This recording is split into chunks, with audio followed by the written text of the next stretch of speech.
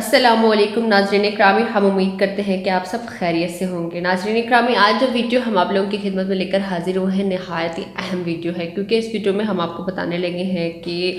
عورت کی جو سب سے پہلی خواہش ہوتی ہے کہ مرد جو ہے وہ عورت کا غلام بن جائے، تو ایسی عورت کی خواہش کیوں ہوتی ہے اور اس کے پیچھے ایسی کیا وجہ ہوتی ہے؟ عورت ہمیشہ مرد کو اپنا غلام بنانا کیوں چاہتی ہے؟ ناظرین اکرامی، جو عورت مرد کی ہم بستری کی خواہش کا مکمل خیال رکھتی ہے، بستر پر اس کو سکون اور آرام دیتی ہے، ہم بستر کے دوران زیادہ لذت دیتی ہے، مرد ہمیشہ اس عورت کا غلام بن کے رہتا ہے،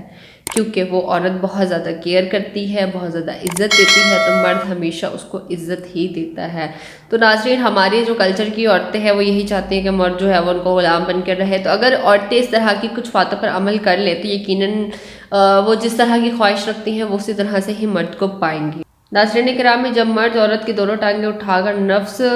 داخل کرتا ہے تو بہت ہی زیادہ میاں بیوی اس لمحے کو انجوائے کر رہے ہوتے ہیں،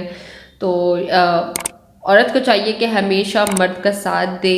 ہم بستری کے دوران خاص طور پہ ساتھ دے، اوور آل لائف میں بھی بہت زیادہ ساتھ دے، کیونکہ جب تک عورت مرد کا ساتھ دیتی ہے تو مرد بھی اپنے آپ کو ایک پرسکون